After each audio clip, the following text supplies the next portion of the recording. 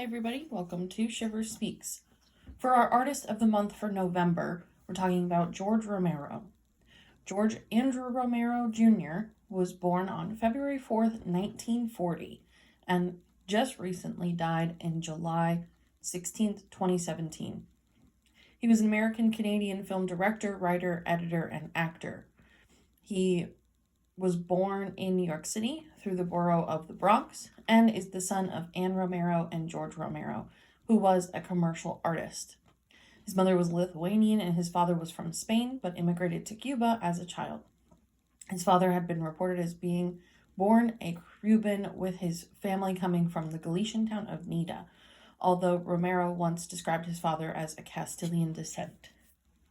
Raised in the Parkchester section of the Bronx, he would frequently ride the subway into Manhattan to rent film reels to view at his house.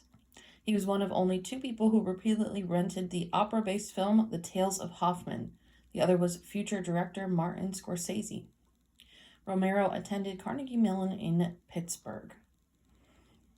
After graduating from college in 1960, Romero began his career shooting short films and TV commercials. One of his very early commercial films was a segment of Mr. Rogers' Neighborhood, and where Fred Rogers underwent a tonsillectomy. With 9 friends, including screenwriter John Russo, Romero formed Image 10 Productions in the late 1960s. This is the production company that produced Night of the Living Dead in 1968.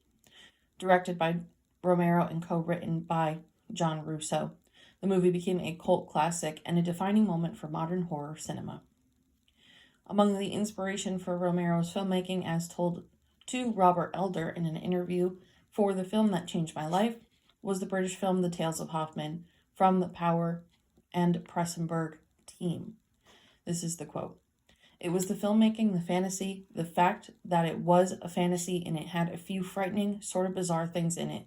It was everything. It really was a movie to me and gave me an early appreciation for the power of visual media. The fact that you could experiment with it. They were doing all tricks with camera, in camera and out camera. They were sort of obvious. That made me feel that, gee, maybe I could figure this medium out. It was transparent, but it worked." The 3 films that Romero created that followed Night of the Living Dead was There's Always Vanilla in 1971, Jack's Wife / Season of the Witch in 1972, and The Crazies in 1973. They were not as well received as Night of the Living Dead or some of his later works, but they were next.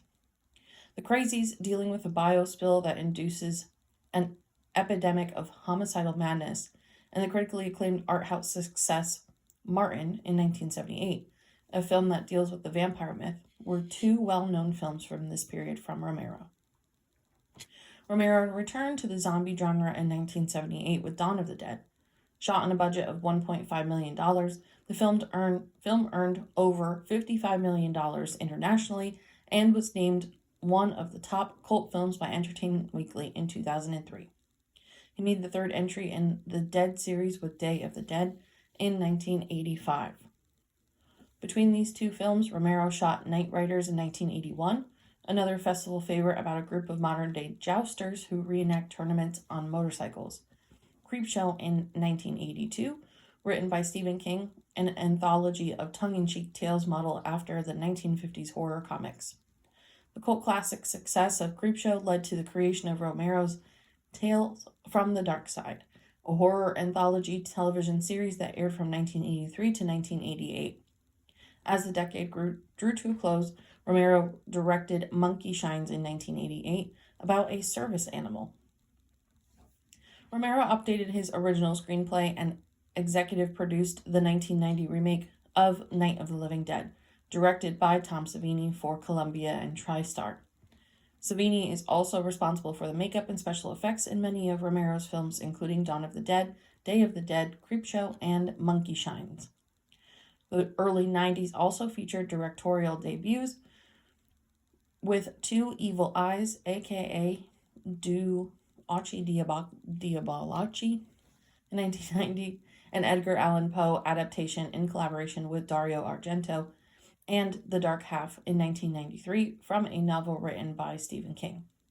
In 1991, he made a cameo appearance in Jonathan Demm's Academy Award-winning The Silence of the Lambs as one of Hannibal Lecter's jailers.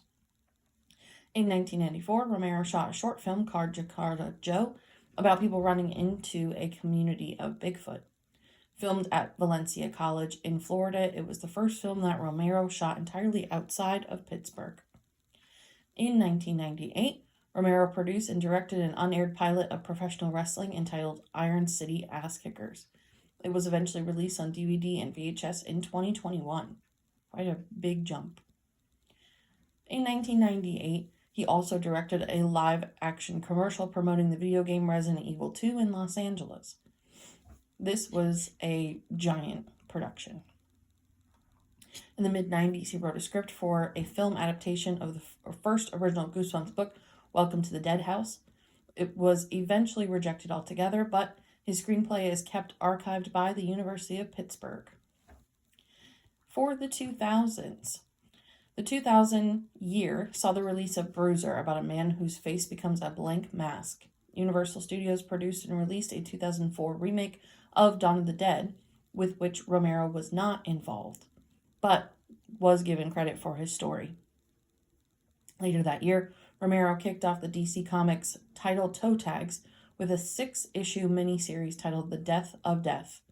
Based on an unused script that Romero had written for his Dead series, the comic miniseries concerns Damien, an intelligent zombie who remembers his former life, struggling to find his identity as he battles armies of both the living and the dead. Typical of a Romero zombie tale, the miniseries includes ample supply of both gore and social commentary. Romero has stated that the miniseries is set in the same kind of world as his Dead films, but featured other locales besides just Pittsburgh, which is where the majority of his films take place. In 2000, Romero directed a Misfits music video, the only one he's ever directed, for the song Scream. The Misfits also appeared in Bruiser, performing the songs Bruiser and Fiend Without a Face. Romero then moved from Pittsburgh to Toronto, directed a 4th Dead movie in that city, Land of the Dead, released in 2005. The movie's working title was Dead Reckoning and was eventually released with positive reviews. In June 2006, Romero began his next project called Zombie-sodes, broadcast on the internet. It is a combination of series of making of shorts and story expansion detailing the work behind the 2000 film The Diary of the Dead. Shooting began in Toronto in July of 2006 and is now available on YouTube. In the 2010s, in 2010, Romero stated that he had 2 plans for more Dead movies, which would be connected to The Diary of the Dead, and they would be made depending on how successful Survival of the Dead was.